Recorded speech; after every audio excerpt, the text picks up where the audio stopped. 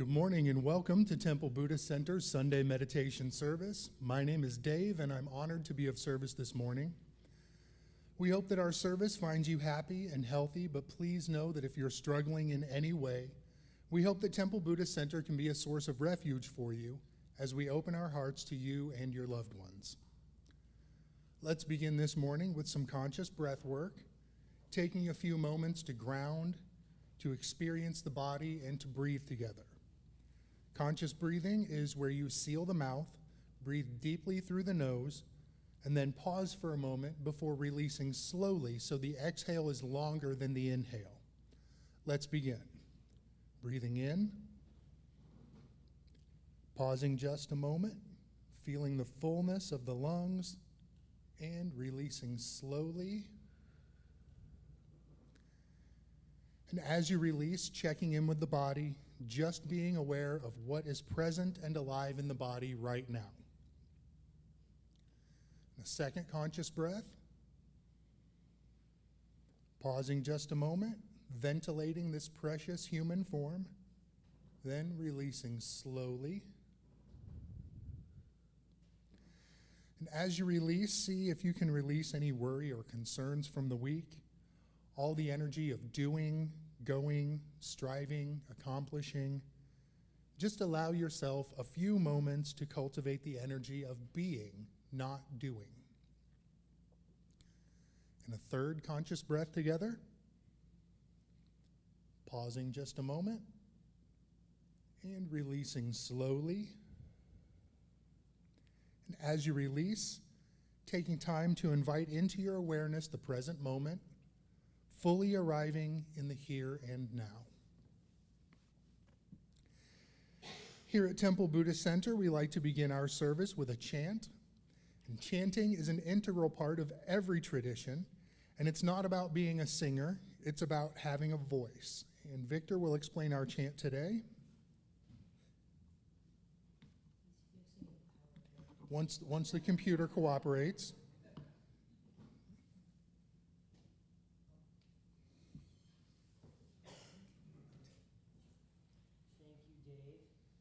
So our chant this morning is Om Ami Dewa Ze, Om Ami Dewa Ze. And in the Buddhist tradition, this is the chant that enhances compassion, compassion for all beings in all places. And we have a new little visitor here with us this morning who decided she was going to go around and count all the Buddhas. And so she's like, there's a Buddha, and there's a Buddha, and all the different Buddhas. And so the one thing to always remember is that if you don't count yourself, you've missed one. So let's take a conscious breath together. And let's begin. Om Ami Dewa Ze. Om Ami Dewa Ze. Om Ami Dewa Ze. Om Ami Dewa Ze. Om Ami Dewa Ze. Om Ami Dewa Ze. Om Ami Dewa Ze. With a smile. Om Ami Dewa Ze. Om Ami Dewa Ze. Once more. Om Ami Dewa Ze.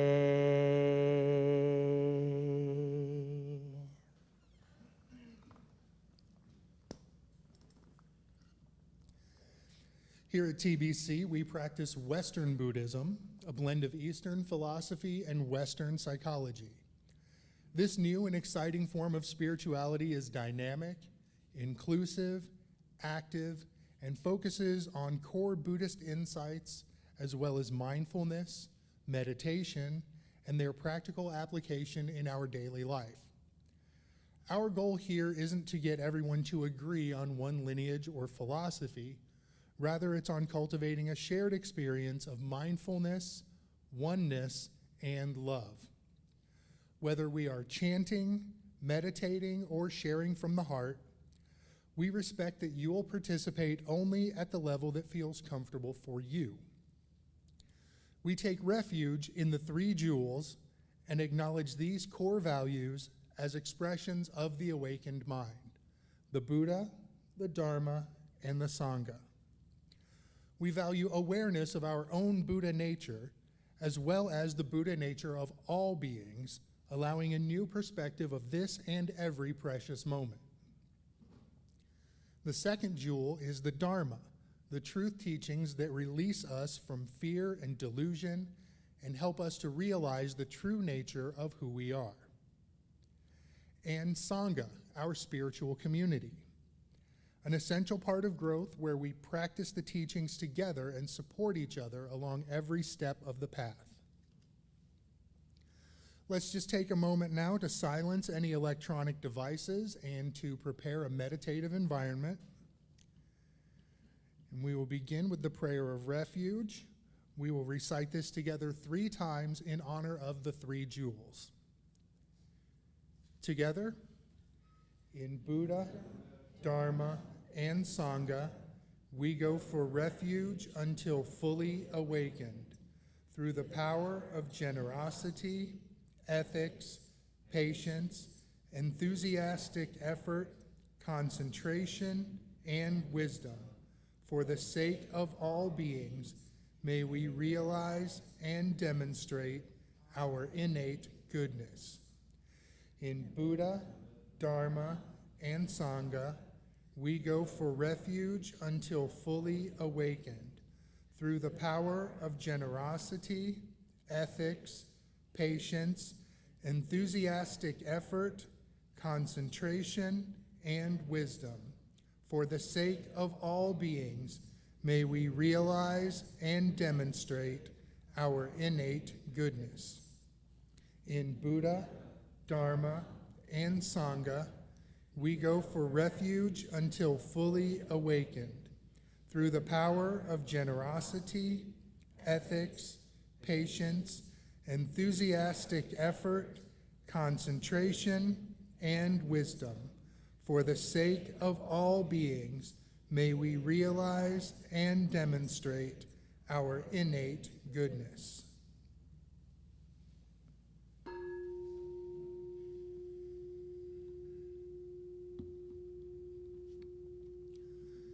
As we prepare now for a time of meditation, if you have an extensive practice, then I invite you to practice in a way that's fitting for you this morning.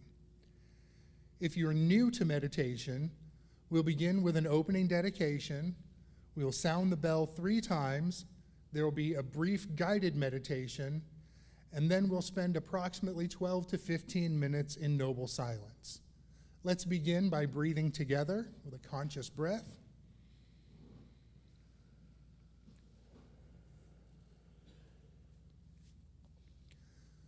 Body, speech, and mind in perfect oneness. I send my heart with the sound of the bell. May the hearers awaken from forgetfulness, transcend the path of anxiety and sorrow, and realize the true nature of who they are.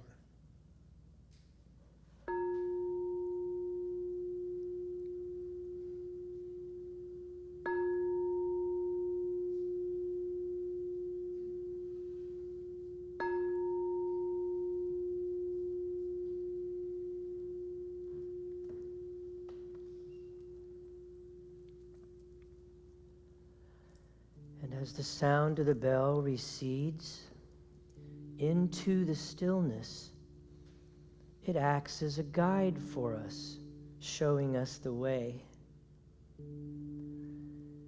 And if you need to take another conscious breath or two, or adjust your posture, or whatever's necessary, whatever you need to do to partner with the body in order to find a deeper level of gentleness, ease, and a sense of lightness.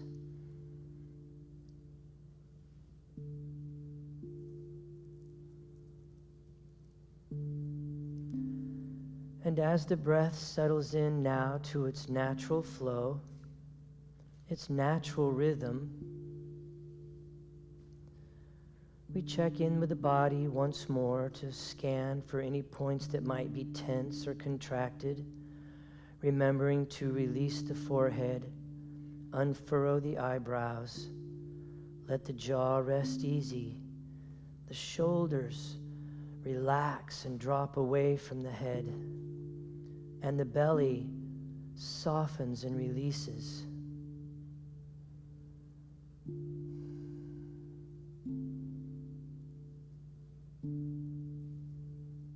And so, connected with the breath, by noticing the rise and fall of the tummy, the body is easy, spacious, and light. We can bring our awareness now to awareness itself, simply noticing when the mind is distracted by a sound, perhaps something in the room, outside in the hall. Noticing when the mind is distracted by a sensation, like the feeling of hot or cold, or an itch or an ache. Noticing when the mind is distracted by a thought, or perhaps even a string of thoughts. All these things, they simply come and they go. All these things rise and fall like the sound of the bell. Our practice is not about the things themselves. It's about what it is they rise and fall within. Our practice is to cultivate the knower, not the things that are known.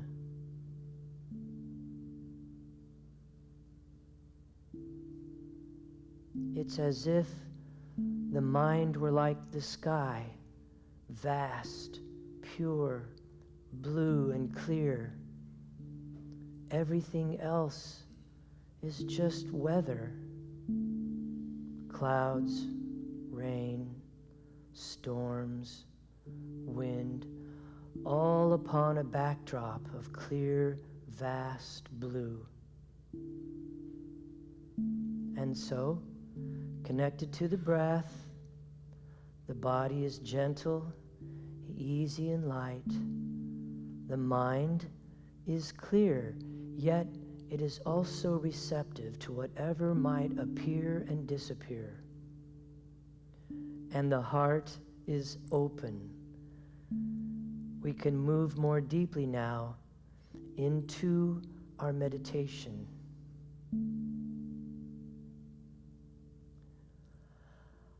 I close my eyes and I see clearly.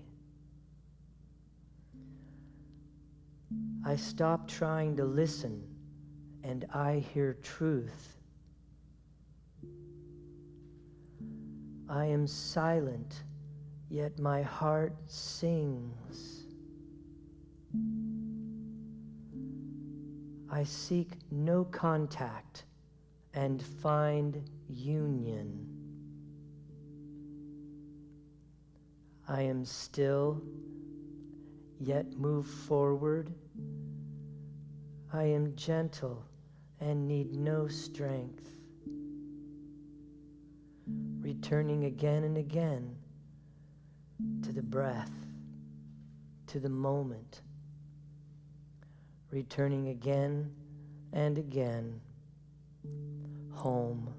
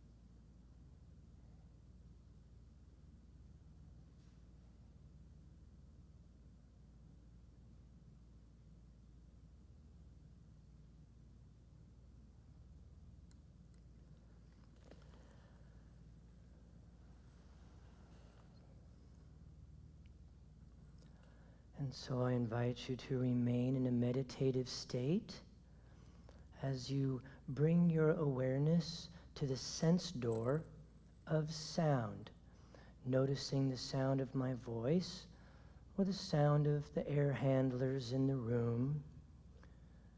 And as you become aware of the sense door of sound, at the same time, can you keep a small amount of your awareness on that deep, still silence within? That silence within you that is not dependent on external circumstances.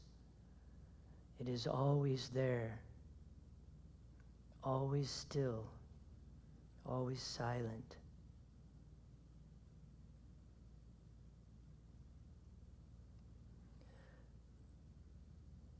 Next, I invite you to bring your awareness to the sense door of touch as you notice the feeling of your clothing upon your skin, or the feeling of the chair or the cushion beneath you. And as you become aware of matter, material, form, at the same time, can you keep a small amount of your awareness on that which is formless?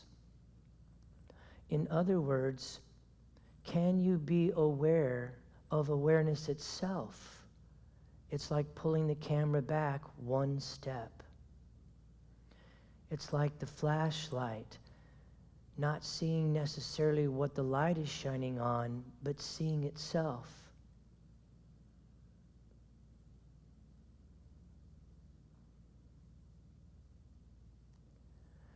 Next, I invite you to bring your awareness to the sense door of sight as you slowly begin to open your eyes, not focusing hard on anything, keeping a peripheral vision, and just gently allowing things and stuff and objects to come to you.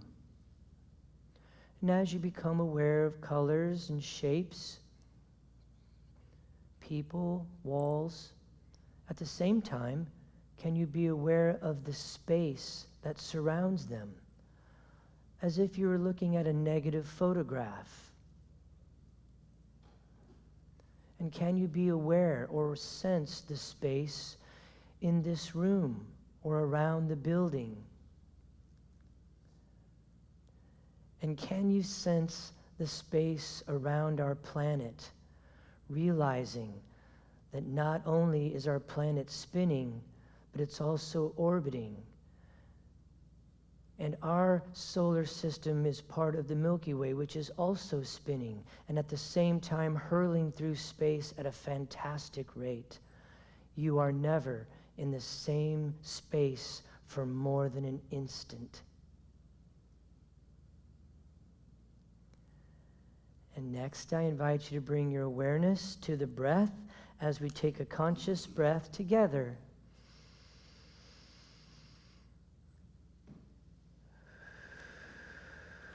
And as you release that breath, be present in the here, in the now, in this time, and in this place.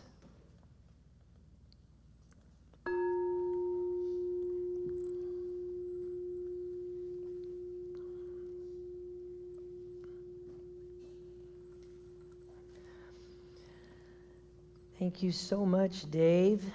Thank you, Christine. Good morning, everybody.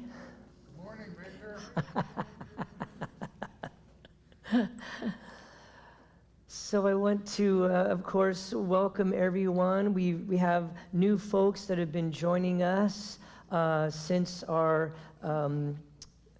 grand experience last week with the monks. We've had lots of new folks sending in emails and inquiries and texts, and we had a lot of new folks at our day-long silent retreat yesterday. We had over 40 people at the retreat, and so it was amazing. So it was so nice to have that many folks. And so again, I want to congratulate everyone who attended the retreat. I received a lot of emails last night, folks talking about how powerful it was. And just know that every quarter, Temple Buddhist Center does a day-long silent retreat, and each year we do two 4-day silent retreats. And of course, every day there's meditation here at the temple. So again, thank you so much to all the volunteers who helped with the retreat. Thank you to everyone who attended. I also want to say hello to all the folks joining us at home and from all around the world. We lovingly refer to as the PJ Sangha. Hello to Patrick and Delinda, who are convalescing at home, who normally join us, but they are taking time to recover from some treatments and things like that. So sending out our heart and our blessings to all of you. Good morning to my Macy May, and of course to Mark, who just joined us. Mark and Nisi, everybody, it's so good to be here with you all. After the monks left last week, after Sunday, I got a lot more emails. A lot of people were so pleased and happy with how the monks were able to come to Kansas City, and they were happy with how Temple Buddhist Center hosted the Drepung Gomong monks. And they sent along a few more questions as well. And so I don't know whatever I was going to talk about today, but after getting a few questions, I decided, well, I think I have enough questions here that I think we'll cover those. And some of these might even be questions that folks haven't even thought of yet. So some of the folks, some of the questions that I received during the week was some folks asked about the chanting. And they were kind of like, you know, their chanting's not like our chanting. Theirs is different, and so what about that? And so a couple of obvious things, of course. Obviously, they're chanting in Tibetan, the Tibetan language. And so that's obviously a difference. Also, many people noticed the little books they had with them. I don't know if any of you saw that, but they had little books, and they'd be flipping through that. Chanting in the Tibetan tradition is more geared towards actually codifying the teachings of the Buddha. They're actually chanting whole sutras. And so you'll see them reading because it's a whole sutra, and this is a way that they can remember it. It helps them to codify those teachings, embody it. When they chant in Tibet, and at the monastery there, the chanting not only is a way to codify those teachings, but it is also a meditation in and of itself. So it's a way of focusing, like with a laser beam focus, the mind on this chanting. So it's a way of, it's an actual meditation, a samatha-style meditation in and of itself. Of course, it is also devotional, right? And so when we chant here at Temple Buddhist Center, our chants are much shorter, what are known as gathas. They're a much shorter little chant. When we chant here at Temple Buddhist Center, it is also the primary function is a little more devotional than codifying any specific teaching, so to speak. It's devotional. It is a representation of sharing what's deep and sacred within our hearts and sharing that with the world in a special fashion, a chant. It is also to kind of invite an energy, right? We chant and we invite this energy. Like, for example, our chant today enhances compassion. So we're inviting this energy of compassion for all beings in all places. And so both the Tibetan chanting and our chanting have many of the same aspects, but certain ones are higher for us than they are for the Tibetans, and certain aspects of it are higher for them, such as the codifying. So that's that. Some other folks during the dissolution ceremony were asking about why there were cookies on the mandala. And one or two asked if they could have one. I'm like, no. And so for the Tibetans, understanding that the beauty is that when Buddhism comes into a culture, comes into a society, it does not come as a conqueror. It comes as a pilgrim. And it is very loving and accepting of the ways and the practices that are already there. It's not telling you that you're doing anything wrong. It is accepting of those practices that are loving, kind, and wholesome. And at the same time, it allows the practitioners to find new ways of releasing what is not wholesome in their lives. And so the practice that was in Tibet before Buddhism was called Chan. And so there are some holdover practices from Chan that were embedded into Buddhism in Tibet. And so what you're seeing there is a little joining in the same way that here in the West, psychology is what is joining with the Eastern philosophy of Buddhism. In the same way, Chan joined with Buddhism. So what you're seeing there are offerings. So it turns out that some of these early deities have a sweet tooth. During the fire puja, yes, they were throwing the sweet-smelling juniper branches in there as an offering to the various deities of the earlier Chan practice. But what you didn't see is they were also mixing up yogurt, honey, cookies, nuts, and things, and they were dumping that on the fire.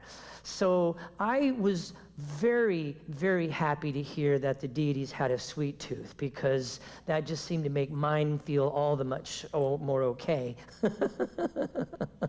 So I got some redemption there in my hunt for new and more delicious treats. And then finally, I wanted to talk a little bit about the dissolution ceremony itself. Some folks that were coming, some members of TBC, and remember, we had almost 400 people that Sunday, and so lots of new folks, even some folks that just wanted to come and see it and did not understand Buddhism.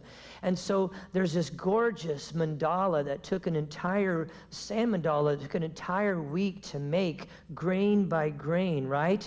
And then when they started sweeping it up, people were mortified. Oh my God, what are you doing? What are you doing? And, can't we save that? Can't we spray lacquer on it and put it up on the wall? And so I'm hearing the Sangha giggling, because many folks here understand the symbolic meaning of impermanence. And so I want to talk a little bit about the dissolution itself. So it has been said that the entire Buddha Dharma might be summed up into 3 words: not always so. Many of you have heard, this too shall pass, right? They're not exact, but they kind of are in that same area, right? So not always so. Perhaps the essence of the Dharma lies in the realization that there is nothing permanent in this world that we can hold on to. That the nature of this world is ephemeral. This principle is epitomized in this quote from the Diamond Sutra. And the quote goes like this: "Thus shall you think of all this fleeting world." In other words, look at the world this way: a star at dawn, a bubble in a stream, a flash of lightning in a summer cloud, a flickering lamp, a phantom, and a dream. This was taught by the Buddha some 2,500 years ago. Interestingly, this teaching seems to be validated by the 21st century quantum science that is now being generated. Every day we're learning more due to quantum physics, quantum science, the new the Webb space telescope that is out there. Today, many scientists are referring to the physical universe as a type of a hologram. The entire universe seems a phantom and a dream. This idea can mentally be very interesting, but could be emotionally maybe very distressing, such as the sweeping up of this beautiful mandala. The human psyche craves some ground to stand upon, something solid to hold on to. Give me something to cling to. To not have this sense of solidity can be very stressful, and it may feel like we are in a free fall. Frightened by this fall, we may attempt to hold on to concepts, objects, ideas, imagery, relationships, but sooner or later, we discover that these too are impermanent. They are free-falling just as we are. We may attempt to cling to our body, to our personal identity.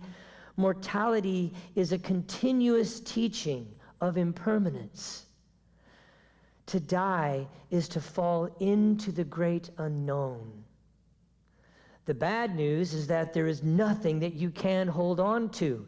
The good news is that there is nothing that you can hold on to, and nothing that you need to hold on to. We're learning to find a new level of comfort in this feeling of falling.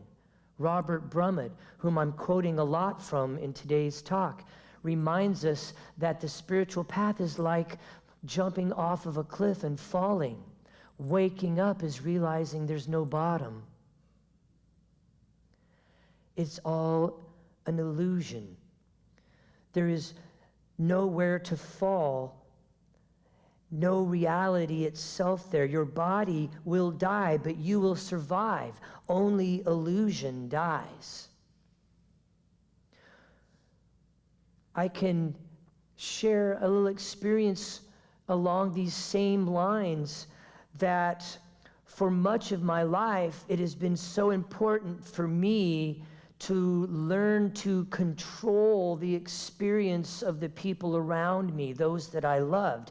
This came from my upbringing because my father was absent and my mother was alcoholic. And so therefore I grew up kind of parenting myself.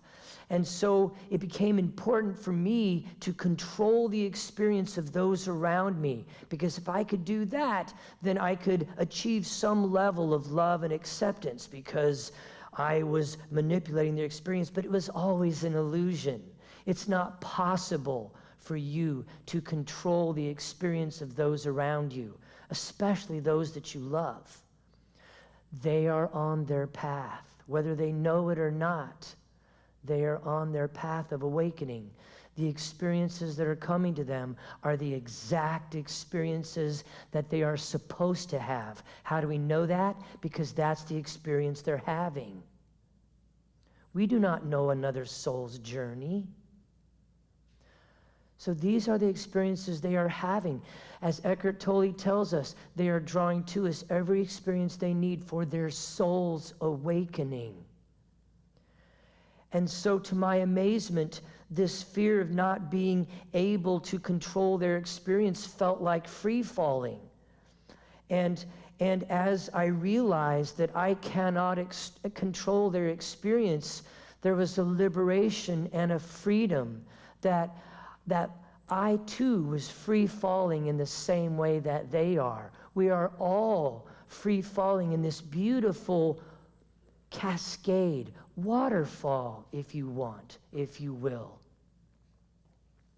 By letting go of clinging to this need to control, I learned to trust the fall itself. And eventually, I was able to realize that when their experience was painful, compassion could arise. When their experience was joyful, then a sympathetic joy could arise. And to be present with that and share in their experience, because we are not separate. I am them. They are me. When we open to the experience of this fear rather than just pushing it away, we discover that fear itself is impermanent. See, we're worried about impermanence, aren't we? Because we're worried that it applies to all the good stuff. My mocha frappuccino has an end. Oh my God. And we never stop to realize that the impermanence also applies to the pain. And so as we fully open to the reality of impermanence, to dissolution itself, we can discover that which never changes. We discover that every experience always occurs here and now. It is always in the present moment. And what we discover is the constant parade of rising and falling and things that come and go. And yet there is something that doesn't come and go. Ram Dass always likes to go, okay, 30 minutes ago, what were you aware of? And you're like, oh, well, you know, my house, my TV, my table, my kids, like that. Okay, where is all that now?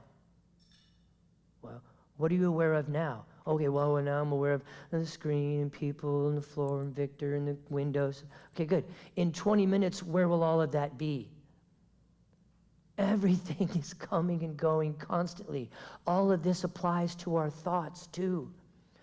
The pain, the jealousy, the rage, the anger, the frustration, the good, the bad, the right, the wrong, all of it is fleeting. It just comes and goes in that moment. And in the next moment, it's gone. And so what we come to discover is what T.S. Eliot called the still point of the turning world.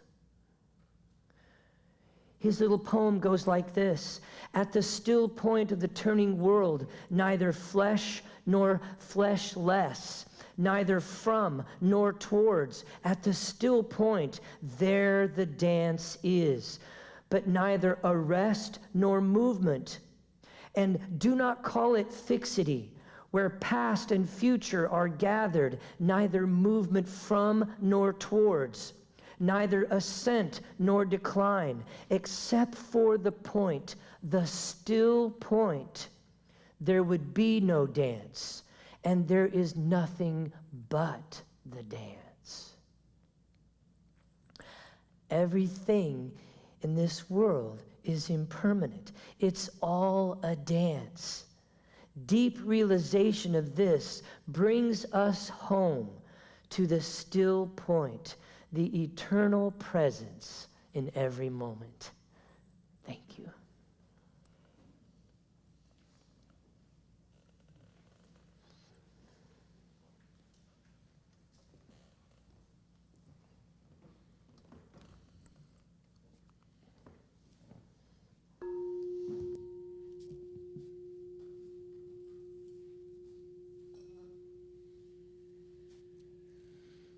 Let's just take a moment now to embody the teachings before we move into a heart practice meditation. And our heart practice today is a metta or loving kindness meditation. Some people like to create an outward gesture as we move into our heart practice, perhaps placing one or both hands over your heart, or creating the Anjali Mudra, or even just placing your hands palm up on your lap. And as we begin, let's take a conscious breath together.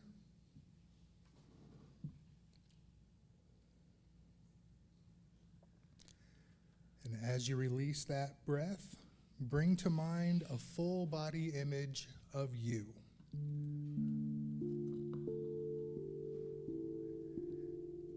With this picture of yourself in mind, silently repeat these phrases. May I be filled with loving kindness. May I be safe from inner and outer dangers. May I be well in body and mind.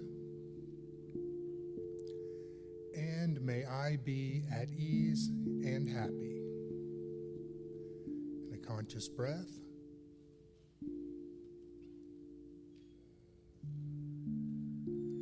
And as you release that breath, bring to mind the image of a friend or loved one. And Holding this person in your mind, repeat these phrases. May you be filled with loving kindness. May you be safe from inner and outer dangers. May you be well in body and mind. And may you be at ease and happy. A conscious breath. And as you release that breath, bring to mind the image of someone you don't know that well, perhaps an acquaintance or someone you just met. And holding this person in your mind, repeat these phrases of loving kindness. May you be filled with loving kindness. May you be safe from inner and outer dangers. May you be well in body and mind. And may you be at ease and happy. In a conscious breath. And as you release that breath, bring to mind the image of a difficult person in your life. And holding this image in your mind and recognizing that all beings, even those that we don't get along with, deserve loving kindness, repeat these phrases. May you be filled with loving kindness. May you be safe from inner and outer dangers. May you be well in body and mind. And may you be at ease and happy. A conscious breath. And as you release that, bring to mind the image of the world. All the animals of the land, the sea, the sky, all the plants. And with this in mind, may we be filled with loving kindness. May we be safe from inner and outer dangers. May we be well in body and mind. And may we be at ease and happy. A conscious breath.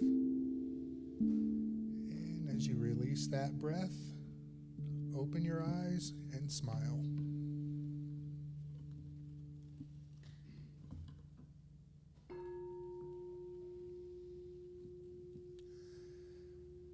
In the true spirit of dana, the Buddhist practice of generosity, temple services are given freely. In the same way, if you choose to give, please give with a generous heart, meaning not in return for anything that you've received, but so that others who may seek refuge may find it here in this temple. Dana boxes are located at the back of the meditation hall and on the upper level near the door. Thank you to all of our wonderful volunteers and to our TBC ambassadors, those who have committed to regular electronic donations. It's not about the amount, it's just that the monthly giving helps us to set a budget here at TBC. If you'd like to become an ambassador, just point your camera at the QR code on the cards in the seat backs in front of you, or you can come by our website at templebuddhistcenter.com. Thank you to Victor for sharing your wisdom with us. And thank you, Christine, for your beautiful music. And thank you to each and every one of you for joining us here today and sharing your heart and your practice and your presence with us. We certainly are the better for it. And in just a moment, we will put the bodhicitta dedication up on the screen. We will recite that one time together, and then we will officially close our service for the day. And if you can stick around for just a couple of minutes after that, we we do have a few announcements. So the Bodhicitta dedication, we will recite this one time together.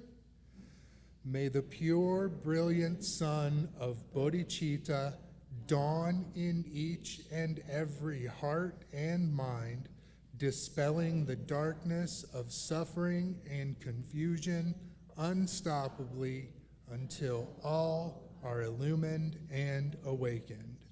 And with our hands together in front of our hearts, let us go forth from this place, entering each moment in innocence, guided by the wisdom of our hearts. And as we open our hands, open our eyes, shine our light into the world, namaste.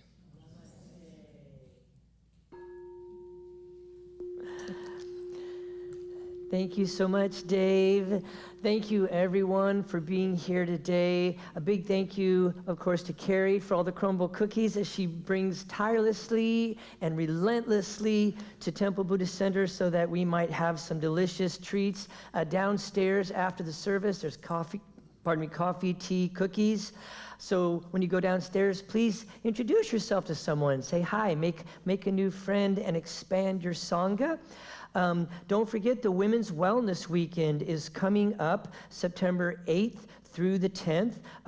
Temple Buddhist Center is a sponsor. We will be featuring the Dances of Universal Peace and a flower mandala and chanting on that Friday night, the 8th. And so it is an outdoor event. There is primitive camping, there is higher level camping, there's even glamping, and there are cabins. So simply go to cedarhillmusic.com to find out more. It's a wonderful opportunity. There'll be yoga and Reiki and just all kinds of wonderful things going on. So we're proud to sponsor with the Cedar Hill Amphitheater and campgrounds for perhaps some more future events. Our full moon celebration is coming up September 29th at Westwood Park, which is about 8 or 9 blocks west of us here on 47th Street. Again, there will be Dances of Universal Peace and chanting and a flower mandala. So we hope you can join us from 7 to 9. Don't forget to bring a chair. First Sunday of every month, so I think that's next Sunday. There's not 5 Sundays this month, is there? I think next Sunday is our first one of September, so that will feature interplay, which is a wonderful opportunity for adults to learn to find that joy of spontaneity and play in a safe and structured environment by our wonderful interplay coach, Beth. So that's coming next Sunday. And also starting, hopefully, I think in September, we're hoping to do this, is a new program called Growing Your Practice. Whit and Kristen and I want to offer something to help folks who are new to the practice to get established. We've heard lots of folks say, oh, you know, I meditate every now and then or whenever I can. And so we realize that there's a small gap here where folks who are kind of new are having trouble, you know, really getting a strong, structured habit pattern going of meditation and mindfulness. So Growing Your Practice is going to be offered second and fourth Sundays from 11:45 to 12:45. We'll be working from a number, 2 different books, and it's basically kind of a 30-day program to really deepen your practice and get a good structure going that can stay with you in future days and weeks and months to come. And then don't forget to sign up for newsletter or different opportunities. Our lending library is burgeoning, has lots of wonderful new books in it. Thank you, Liz, if you're watching from home, for your beautiful new Temple Buddhist Center online store. And finally, I will leave this up there. Sometimes it's helpful to take a photograph of that we can kind of see things that are coming up and whatnot. Again, thank you everyone so much for being here today. As you go into your day, I wish you peace, blessings, and yes, I get to now say go Chiefs.